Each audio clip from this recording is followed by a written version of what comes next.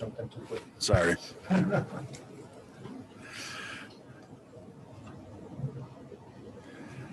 All right, so for those online, sorry I didn't hit mute. So we just did roll call vote and started the agenda. So we are just to the first agenda item, reviewing and possibly acting on developer proposals for the Riverfront development site. So in everybody's packet, you should have had, from the last meeting, Economic Development Committee meeting, we had talked about development of the downtown Riverfront site. We had two developers come in and provide presentations for the downtown development site. Those are from SC Swiderski, and then Randy Retzloff. From that meeting, follow-up meeting, the committee asked me to put together some questions for each of the developers to assist the group here in just getting more knowledge and more input on what each proposal is all about. So those questions and answers were provided in the agenda. I don't think we should go through or need to go through them verbatim, but I guess at this point in time, if there's any questions on those question and answer sheets, now is the time to take the opportunity to dig into those a little bit more if you need some more information. So we'll go from there. And I don't see, is anybody here from Randy's? I was going to say, is Randy here to answer questions? I emailed them and they said they should be here, so I don't think Randy's here yet. So I had a question for Randy. okay. Thank you for putting together. Yeah, this is awesome, Jeff. Kind of a full sheet chart here. That was very helpful. A lot of time. Yeah. It's really, really helpful. Those were your questions. All I did was write them down and put them together on a sheet. So Do we know the completion date for Randy? Number 11. A completion date? That's start date. Spring of 21. And then he was requesting 2 years of the 1.5 to 2 years. Yeah, 1.5, 2 years.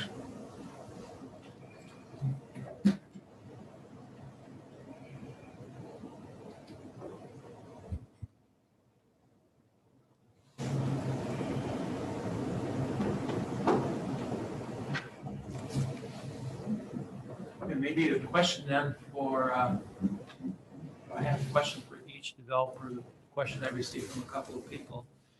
They're concerned about having a bedroom on the first floor if, for example, it's a 3-bedroom apartment.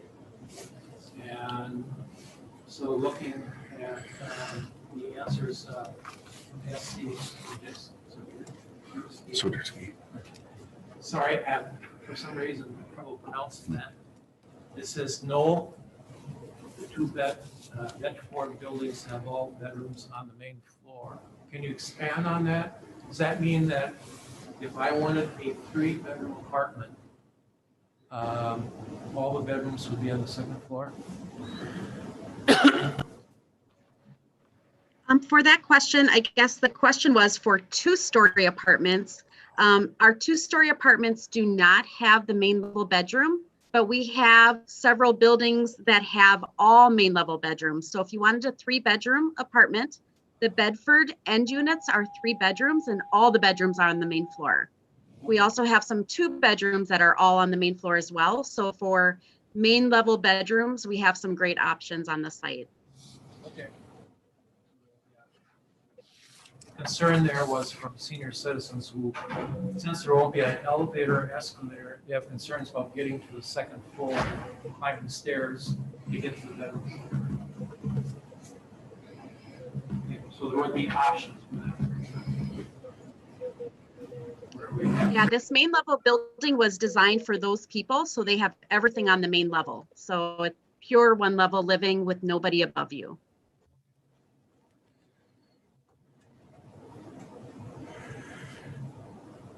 Any other discussion?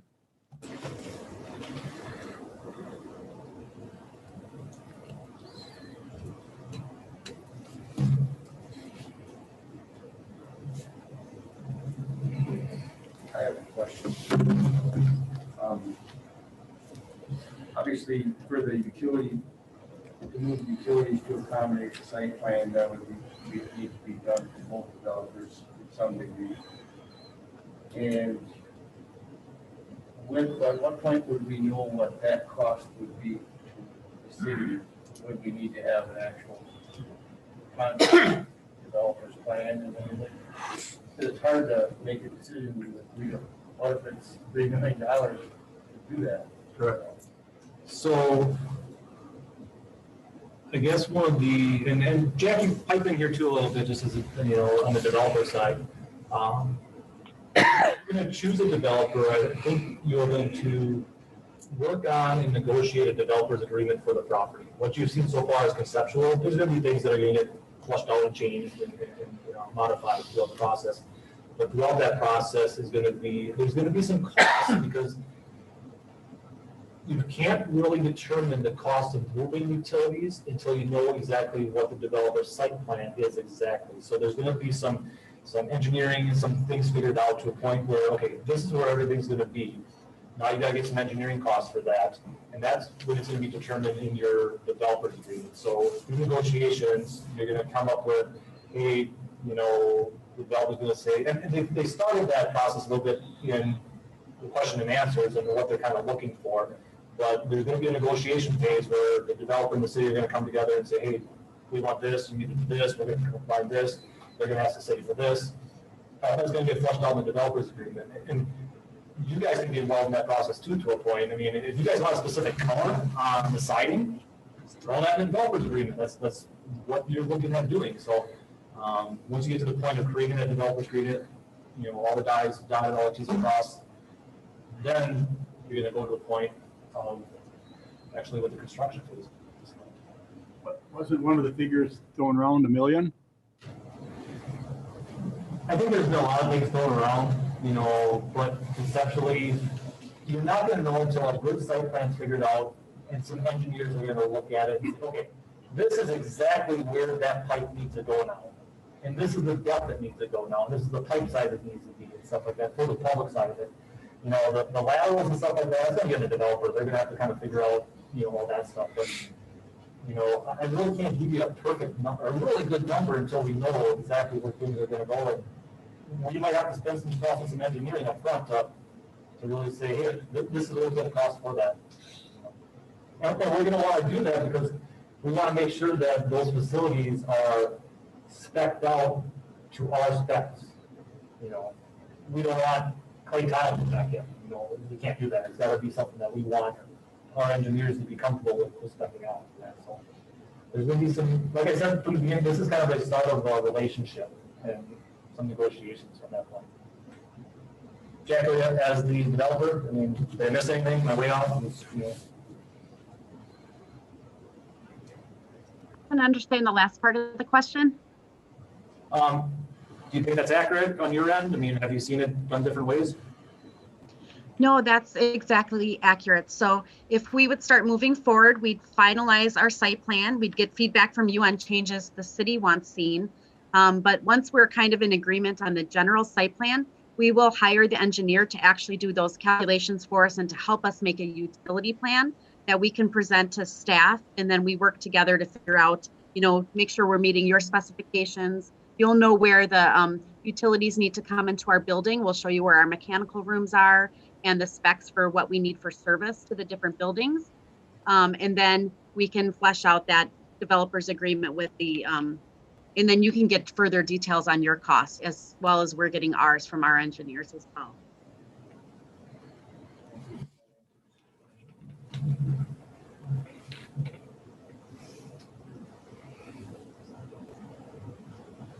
So any other questions with the questions and answers, I guess, at this point? What is a retaining wall? Jack, you want to go into the retaining wall concept? I'm sorry, what? There was a question on the retaining wall. What are you thinking on the retaining wall? I think there was some, you were looking at installing the retaining wall a little bit. I think that came from one of the conceptuals that you had done for the site, and there was somewhat of a retaining wall down by the river. It would be our responsibility, obviously, to bring our site up to, out of the floodplain and to provide that fill. But we thought if we could have that assistance on the land that we wouldn't own, which is all the way down to the river, It was just in one of your renderings. So again, that would be up to you to get a cost on that, but we'd be open to, seeing what you would propose.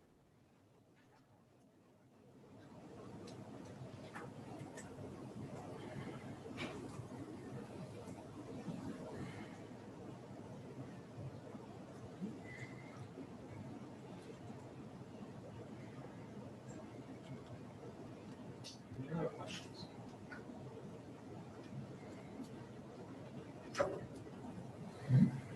Is the floodplain issue resolved now? There's gonna be fill put in there or something?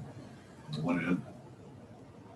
I don't think it's resolved. I think it's that we understand there's gonna need some fill there. And I think both developers understand that as well, that the elevations are not conducive currently for construction. They would have to be raised up to get out of the floodplain. So that's kind of been talked about in the past by both developers. What the resolution is, I don't think you get that figured out until you get engineering going, per se. But yes, I think both developers did, nod their heads knowing that there is a need for fill before construction can happen in certain locations.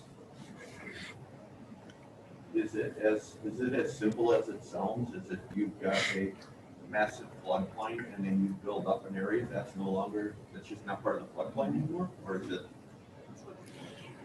Yep. they just build that area and then it's excluded from a floodplain? There's some hoops to jump through. I mean, the DNR is going to get involved with that, but there's certain fill. You can't just use, I don't know, you have to see what's compliant with the actual fill that the DNR allows for that. But yeah.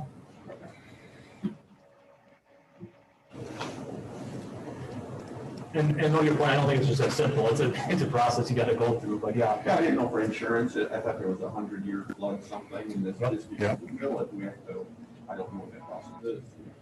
You're dealing with the 100-year flood mark. So there's an elevation that's determined what the 100-year flood mark is, and then you need to get above that. I believe, and don't quote me, I believe you need to have your floor elevation 2 foot above the 100-year mark. Plus, there's a fringe area around the buildings of like 15 feet or something that's going to be 1 foot above the 100-year flood mark. So there's some regulations that have to be hoops to jump through to make that happen. And everybody can, both developers can do it? Both developers know about it, and they look through it, they understand that that's going to be a hoop to jump through to make the site a reality.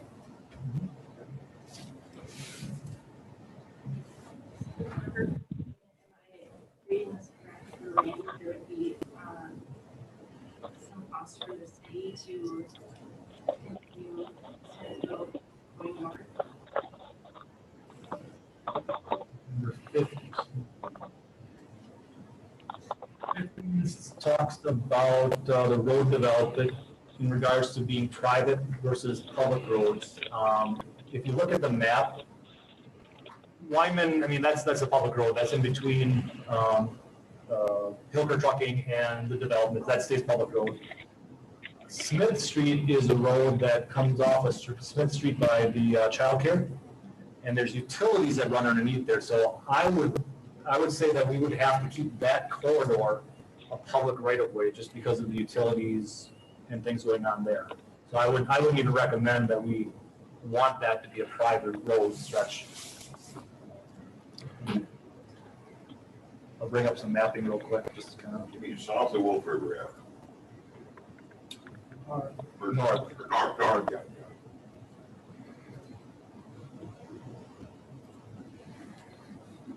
And it's not only the city utilities, but I believe there's communication, whether it's AT&T or Spectrum, I can't recall, but there's a bunch of different utilities going through that corridor.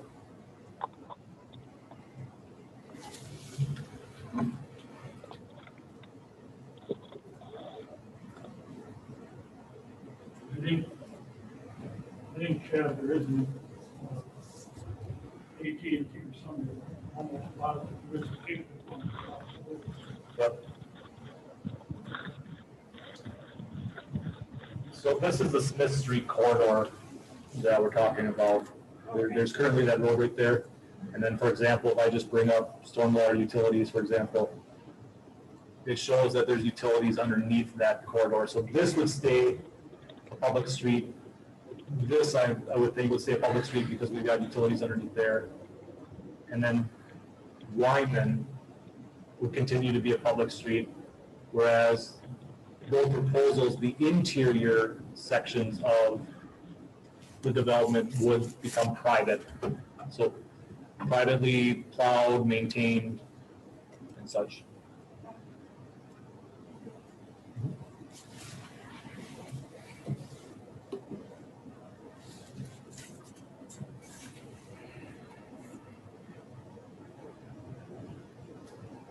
Okay, any other questions? Yeah, with this bill now, will that make it so they don't need flood insurance? That's a good question on you, Jackie. If it comes out of the floodplain, what's your flood insurance liabilities, I guess? Not to put you on the spot, I guess. I think it would be up to our insurance company. So they would, obviously get copies of our plans and it would be their determination if we still need additional insurance. But then if that would be our expense, not anything with the city.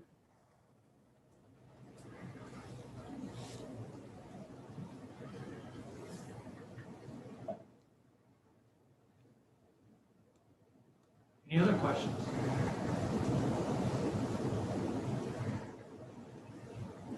Okay, then going forward, I guess, since this is a joint meeting, what I thought we would be doing is having the Economic Development Committee making a recommendation to the City Council.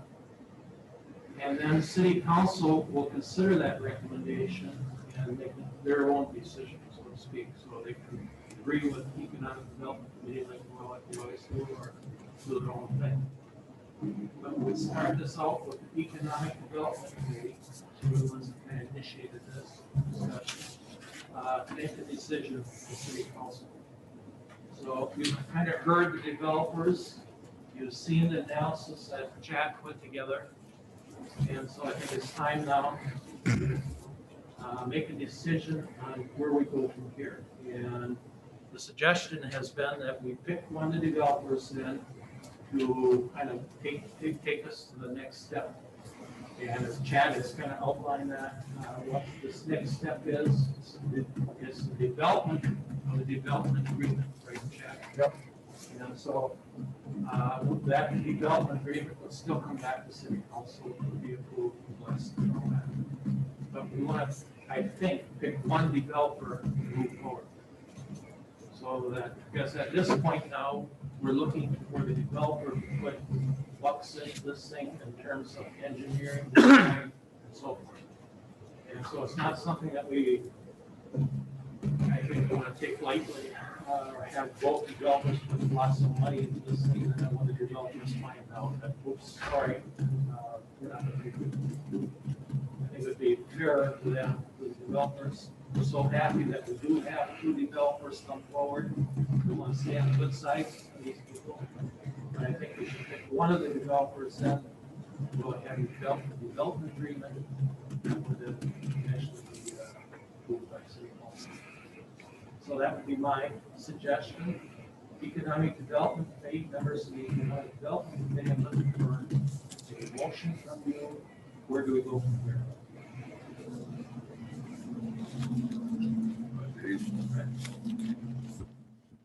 Well, seeing Randy's not here, would he agree to everything that we've been discussing?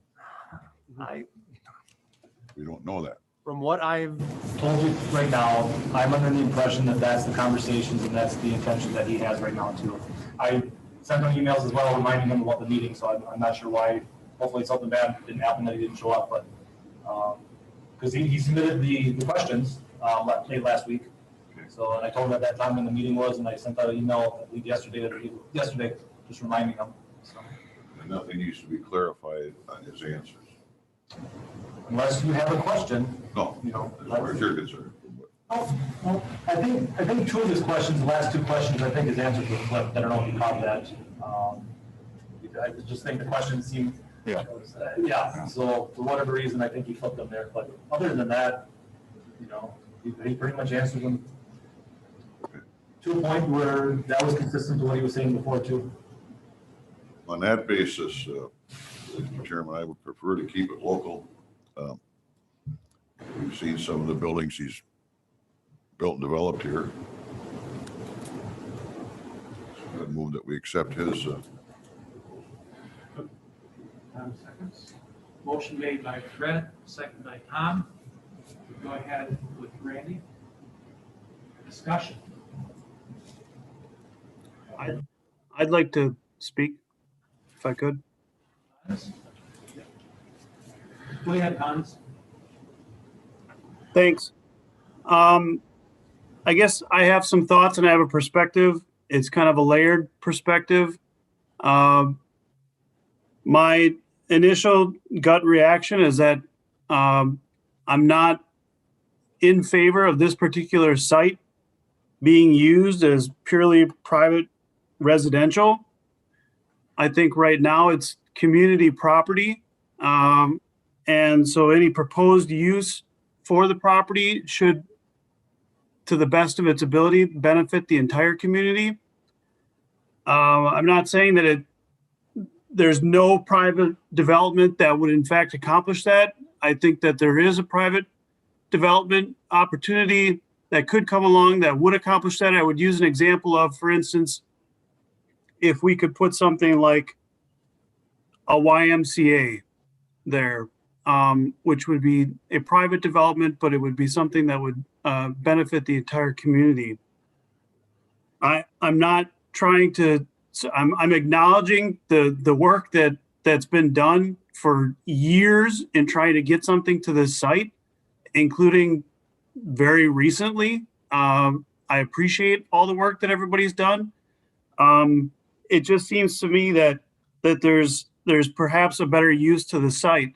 And there's nothing that's forcing us to do anything with this site like today.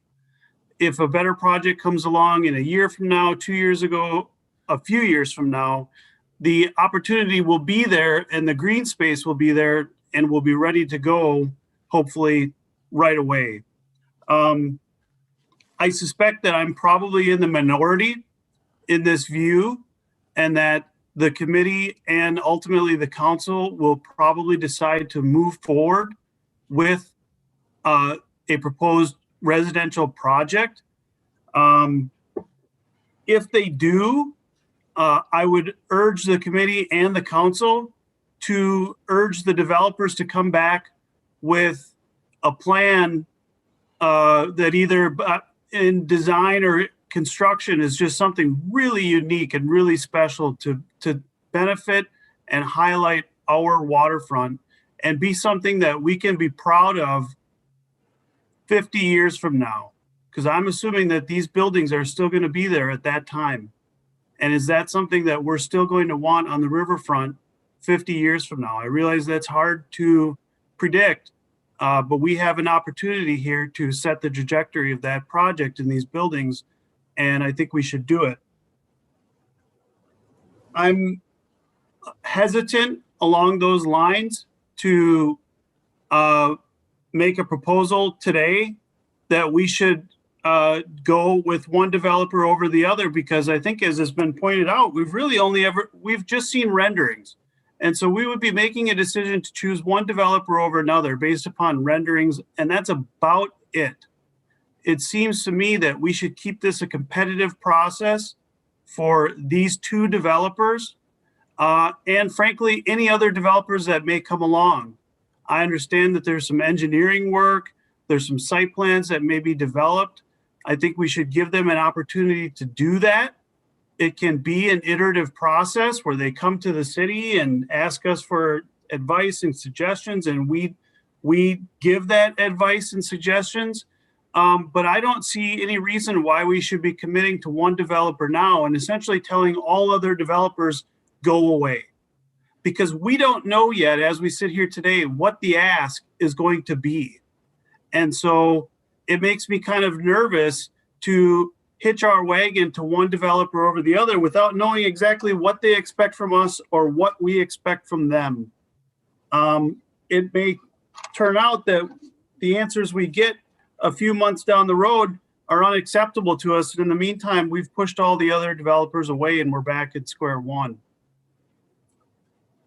all of that being said, if we are going to choose to go ahead with one developer today, I would move that we move forward with SC Swiderski based upon the team that they have there, their track record, and the issues that we've run into in the past with a smaller operation like Randy Statmiller. Everything can hinge on one person or a small number of people, and frankly, we've been burned on that already. And so it seems to me that Swiderski has the team to make this project happen and see it through from start to finish.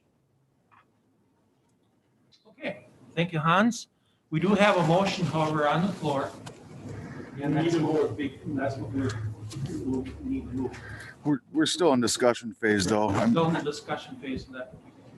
I'd like to add to Hans' comment of the longevity of SC Swiderski. They're a corporation. I mean, it was asked, I think, in number 17 of the questions, 17 or 18, what it was, kind of the succession plan of the two. And like Hans said, Randy's proposal, you know, he's a one-man concept. His succession isn't really laid out.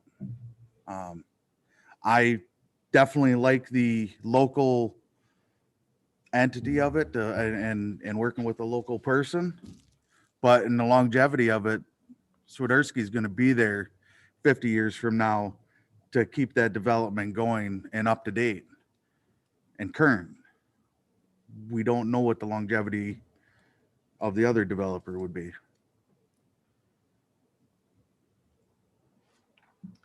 I'm sure there's a business that would like to purchase his business. Well, we don't know that problem in the future. I mean, once you're an established business, whether you're a private corporation or a public corporation or whatever, there's always going to be people that want to buy your business or take over. I don't think that should be a concern. I definitely think that we should take Hans' ideas into consideration about benefiting the community overall, because a lot of the places around here by now that are for the community go very like unnoticed. And I think that that's a very, very, that property has a lot of potential. And I think that, not saying that I'm against the idea of these plans that are being made, but I think that even if we could also expand on that idea of bringing something to the potential properties in the city of New London, I think that it would be very beneficial. And I feel that it's been going a little bit unnoticed. So maybe just to bring that to our attention, like consciously. Okay, thank you. Other comments? Can we clarify what, if we go with one or the other, I think, Chad, you worded it really well earlier. Can you clarify what we're voting to accomplish? It's to build a relationship. It's not necessary. Could you repeat what you said earlier? So I guess in my opinion, you know, you would be choosing a developer to create that relationship with and move forward with defining the developer's agreement and defining the plans further. Now, hypothetically, whoever you choose, it could happen that you get to a stalemate and you can't come to an agreement with a developer's agreement. Maybe once you start flushing things out, the developer just has asked more than what the city can commit. So you might get to a point, honestly, that you cannot fulfill and come to an agreement on the developer's agreement. So you're not committing yourself to developing the site per se at this point. You know, the city would still retain ownership until that agreement signed, you know, but you basically be getting to a point to come up with a developer's agreement for that development, whatever those terms are. And then, you know, you'd bring that to the council for a final resolution that these are the terms, these are the exact items for that developer's agreement and what you want to see and what they need to see to make it happen. And that was part of Hans' pitch. Then my thoughts would be SC Swiderski, just because of, I believe, the ability to react and maybe maybe adjust with if we have different ideas, maybe have the resources to adjust as maybe the community is in becoming involved, maybe as we're evolving, because we don't entirely know, but I think the resources, I think they could have better resources to react to what we don't know, quite frankly. And doesn't SC Swiderski, they currently have a project happening in Hortonville and in Wapaka, and they'll have a dedicated lease manager who would work in all 3 areas. Yes, correct. And the maintenance team. And a maintenance team. And to kind of correlate with what Chad just said, back in 2014, I think it was Economic Development Committee actually made that decision to do exactly what Chad said, to kind of form a relationship with the developer. They even got on a bus, went down there, looked at it, and if you can recall, Dave, the city or that committee, ultimately, when it came down to the city they didn't like that particular plan. And so they kind of said, no, thanks. And then the next time that they came close to really working with a single developer was with Randy. That fell through. So I think what Chad is saying is we're kind of choosing tonight to further develop that relationship. And it doesn't necessarily mean that it's carved into stone like the 10 Commandments. And for the sake of just getting some more work done, getting closer to a finalized plan, I'm definitely, I love Randy and the work he's done in our city, but I really like the follow through and the commitment Swiderski has shown us for the past 3 months, and their responses to the answers, and the fact that they've got a really good reputation. If any of you had a chance to go see some of their other sites, highly recommend it. And what they've got going on locally, they're going to invest in this project wholeheartedly, and which any developer would, but that's my feeling on it. And I appreciate Hans giving the broader picture of what he'd like to see in the direction, and that's great. But I also, in closing, would like to say that I have seen that lot sit empty, and no matter how much I'd like to dream of a water park or anything, YMCA, that our ultimate responsibility is fiscally to the taxpayers. And we're talking a $5 million development, and a company that has a plan right here, at least has every indication of following through with that and getting that property back on the tax rolls. And you and I all know that money's not going to be growing on trees in the next 40 years very easily. And so tax base is going to be detrimental in our operations moving forward. So out of fiscal responsibility, I'd like to see a lodge there, but let's get real here. It's tax base, a nice development. I think that we can choose to work with the developer and move on from here. Thank you, John. Yes. I agree that we should choose the developers. I think that working with SC Swiderski would be a good choice, just seeing how we've been working alongside them for the past 3 meetings, and they've proven to be very responsive. And I think that them as a corporation, instead of the one-man business or whatever, works nicely with our community and the planning process. And just with that relationship base and figuring things out, I think it would be easier and flow better.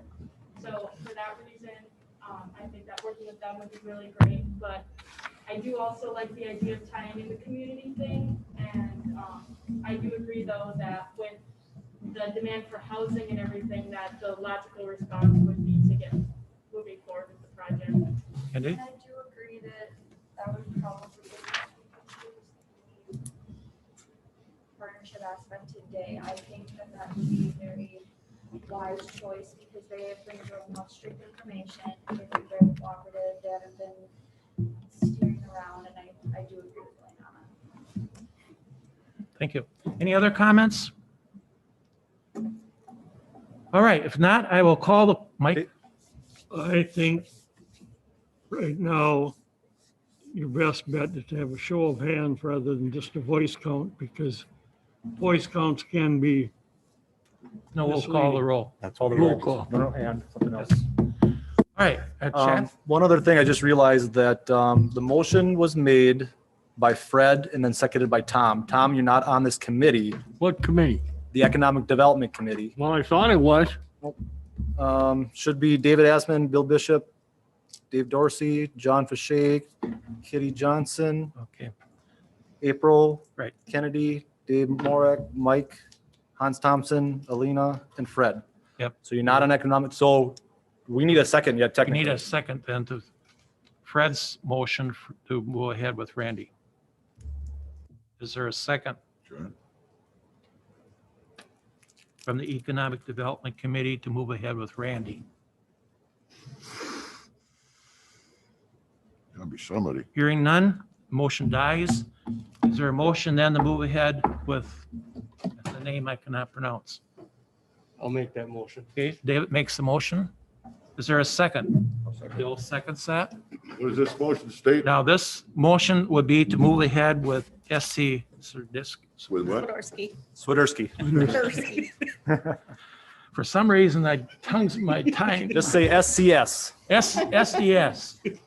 Motion is to move ahead with SDS to build a relationship that will hopefully result in a developer's agreement. So the motion has been made and seconded. Any further discussion on that? If not, we will call a roll. Chad? Yep. So This is economic development again, making the correct, recommendation. which the council can vote on economic development, but you're voting on the economic development, which would be making a recommendation to city council. Right. So give me a yay or nay. Bill Bishop, Yay. Dave Dorsey, Yes. John Fache, Yes. April Kapiski, Yes. Kennedy Lathrop, Dave Morek, Yes. Hans Thompson, Can I abstain? Elena Wolf, Fred Zog, No. Bob Besaw, Yes. John Fache. Yes, but I was called twice. Oh, sorry. There you go. I thought I was going to get to Tom O'Connell.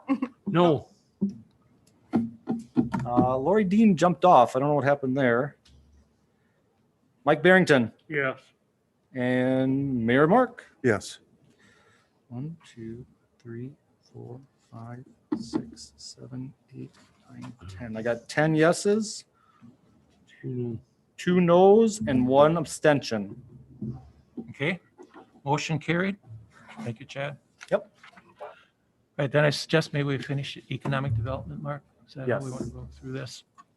All right, so when then for economic development, we'll finish up economic development and then we'll finish up city council.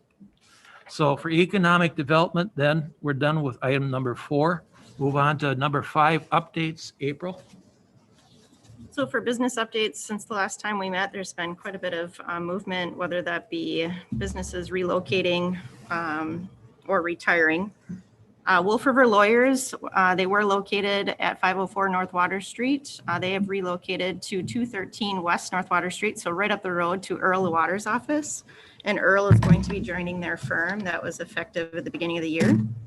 Bolt's Bakery was bought by Jose Huerta. It is now a new bakery, and it is the family bake shop. And they just had their grand opening at the beginning of the year as well. Elevate Archery, located at 865 Surprise Ending Road. The business closed right when the pandemic had started. Mike had closed, and it looks like he is leasing the building to Bob and Jerry Guyette. They will be opening soon.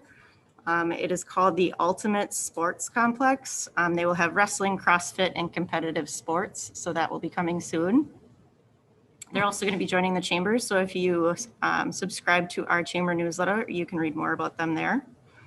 Cornerstone Insurance Agency. He is currently located at 1200 North Shawano Street. That's right behind Subway. He is relocating to 421 South Pearl Street. That is Malarkey's place on Pearl Street. That building has been vacant. I can't even remember. My mom said that there was I think it was like a showroom. Go ahead. April, has the building finally been sold or not? Jeff had said that he purchased Malarkey's building. Who purchased it? Jeff Burgum. He's the owner of Cornerstone Insurance Agency. Oh, And he said he will be moving in soon. that's great. Yes, yes, it's a beautiful building and it's really nice to see the lights on there. Grand Cinema Theater is up for sale. That's at right here on Wolf River Plaza.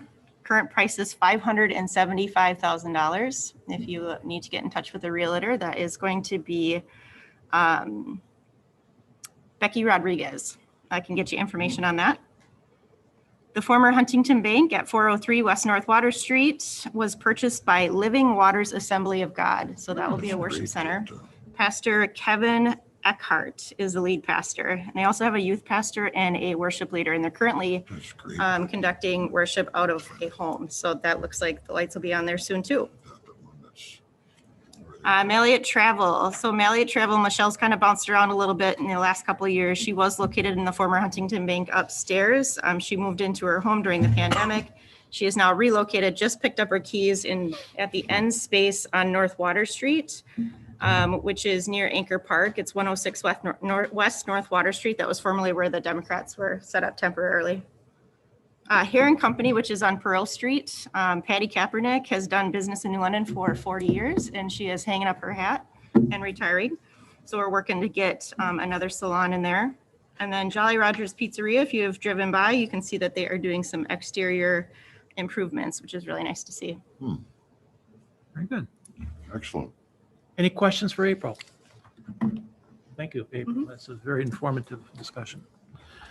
All right, so move on then to item number 6, review potential agenda items for future meetings. Bill, you had a suggestion?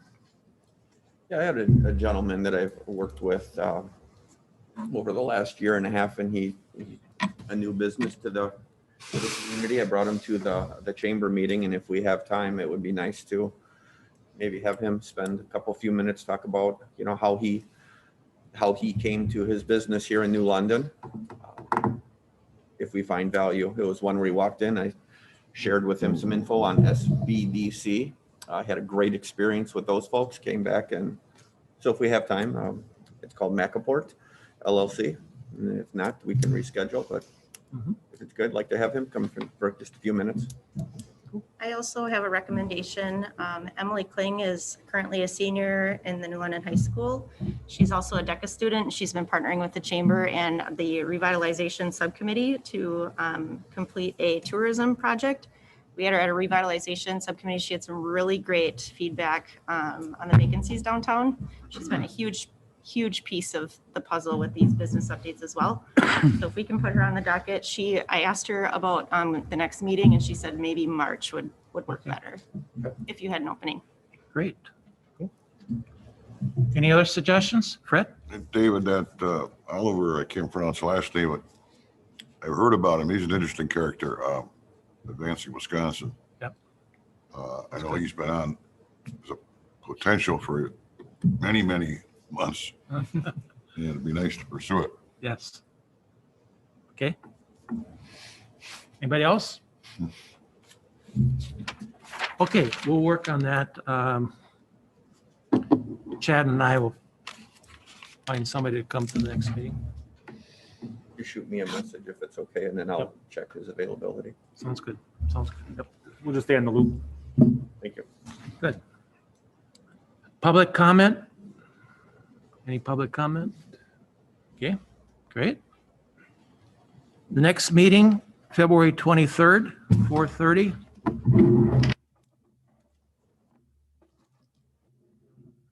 Any other questions before we adjourn economic development? If not, look for motion to adjourn economic development. Motion. April makes a motion. Dave seconds. All in favor? Aye. Okay, economic development then is adjourned back to the council. Thank you, Ms. Morak. Thank you.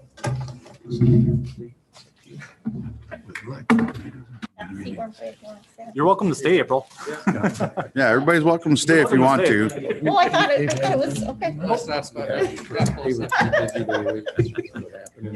We're moving on to the special counsel Just That's means all. Mark is Yeah. taking over instead. Yeah, everybody's, Wow, that was a short meeting, guys. Thanks. I'm sorry. so we'll move on to item 3, review and possibly act and develop on proposal from downtown Riverfront development site. Mr. Morak. Yes, so Economic Development made the motion to proceed with SDS and building a relationship that hopefully will lead to a developers agreement. So with that, I would make that motion, the same motion here, to the city council. Proceed with SDS to build a relationship and hopefully lead to development of a. Motion's been made and seconded by Mr. Besaw to work with SCS Swiderski Development to develop a developer's agreement. Right? Any further discussion? We'll take a roll call vote. Mr. Morak, Aye. Mr. Dorsey, Aye. Mr. Barrington, Aye. Mr. O'Connell, No. Mr. Zog, No. Mr. Fache, Yes. Mr. Besaw, Yes. and Lori's on or no? Nope, she jumped off somewhere in there, so. Motion passes 5-2.